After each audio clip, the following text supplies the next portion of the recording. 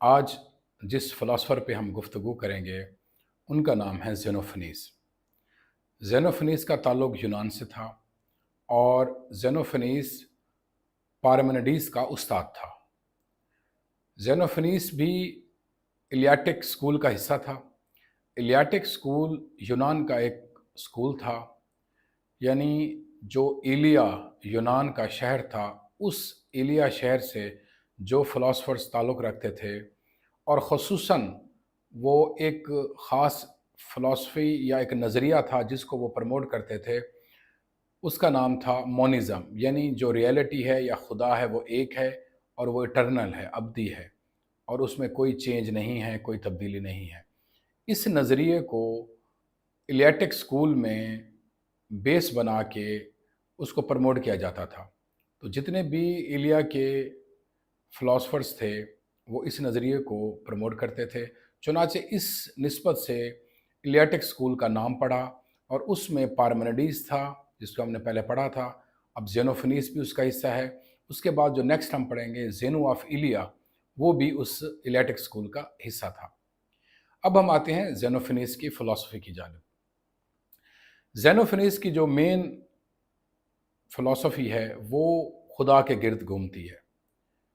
ज़ेनोफ़नीस ने सबसे पहले तनकीद की यूनान के खुदाओं पे।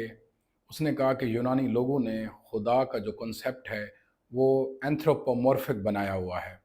एंथ्रोपोमॉर्फिक कहते हैं कि जब कोई खुदा इंसानी शक्ल और इंसानी ख़ुसूसियात रखे। चुनांचे ज़ेनोफ़नीस ने कहा था कि जो यूनान के लोग हैं, उन्होंने खुदा का तसव्वुर अपनी थॉट से बनाया हुआ है। यानी जैसे उनकी शक्लें हैं, उन्होंने इसी तरह की एक शक्ल खुदा की बना दी है। जैसे ह्यूमन्स एट्रीब्यूट्स हैं, उसी किस्म के एट्रीब्यूट्स उन्होंने खुदा की बना दी हैं। लिहाजा इस पे ज़ेनोफ़नीस ने तनकीद की, बल्कि उसने जो होमर और हसीड जो पोएट थे ग्रीक के, उनकी भी पोएट्री में खुदा, क्योंकि बहुत ज़्यादा थे यूनान में जो देवता थे, तो होमर और हेसियोड ने उन खुदाओं पे मुख्तलिफ़ किस्म की चीज़ें लिखी थी, जैसे खुदा लड़ते भी हैं, हसद भी करते हैं, झूठ भी बोलते हैं। चुनांचे ज़ेनोफ़नीस ने कहा कि जो होमर और हेसियोड और जो यूनान के लोगों का कॉन्सेप्ट है खुदा के बारे में, वो बिल्कुल गलत है।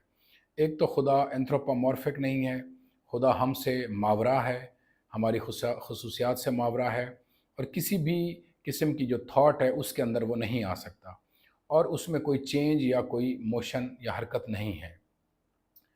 बल्कि उसने एक और एग्ज़ाम्पल दी थी कि अगर घोड़े और गाय वग़ैरह को पेंट करना आ जाए, तो वो भी अपने खुदा का तसव्वुर अपनी तरह का, यानी घोड़ा घोड़े की तरह का खुदा बनाएगा और गाय गाय की तरह की खुदा जो है ना वो बनाएगी। लिहाजा उसने कहा खुदा एक है, वो इटर्नल है, अब्दी है, ना वो पैदा हुआ है, ना वो मरेगा, तो वो हमेशा से है, हमेशा रहेगा।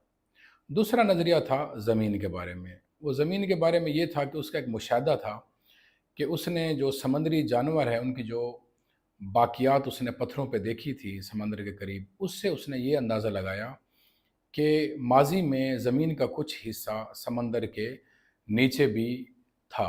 लिहाजा जो फॉसिल्स हैं जानवरों की, उससे ये साबित होता है कि ज़मीन का कुछ हिस्सा समंदर के नीचे था। दूसरा उसका एक जो अहम कॉन्सेप्ट था, वो था थ्योरी ऑफ नॉलेज के बारे में, जिसको हम कहते हैं एपिस्टेमोलॉजी। ज़ेनोफ़नीस ये कहता था कि जो इल्म है वो महदूद है। हम इल्म को हासिल नहीं कर सकते क्योंकि जो इल्म है वो ओपिनियन पे बेस करता है, जिसको डोक्सा उसने कहा और इसी तरह पार्मेनिडीज़ ने भी डोक्सा और एलेथिया 2 थ्योरीज़ दी थी अपनी किताब में। तो ज़ेनोफ़नीस कहता है कि जो ओपिनियन है वो लिमिटेड होती है। यानी अगर किसी इंसान को ये पता चल जाए कि ये मुकम्मल सच है, वो फिर भी उस सच को यकीन के साथ नहीं कह सकता। उसके ज़हन में फिर भी डाउट रहेगा या फीलिंग ऑफ इनकम्प्लीटनेस रहेगी। लिहाजा जो इल्म है वो महदूद होता है, जो नॉलेज है उसकी लिमिटेशंस होती हैं। तीसरा, ज़ेनोफ़नीस ने ये कहा कि जो इंसान है उसको अक़ल से फ़ैसले करने चाहिए, अक़ल और हिकमत से, और उसको एक अच्छी ज़िंदगी गुज़ारनी चाहिए और उसको ऐश-ओ-इशरत और खेल-कूद वग़ैरह से अवॉइड करना चाहिए। यानी वो ये ना समझे कि ऐश-ओ-इशरत और खेल-कूद ही ज़िंदगी है, بلکہ زندگی کے جو معنی ہیں وہ زیادہ حکمت میں ہیں، علم میں ہیں۔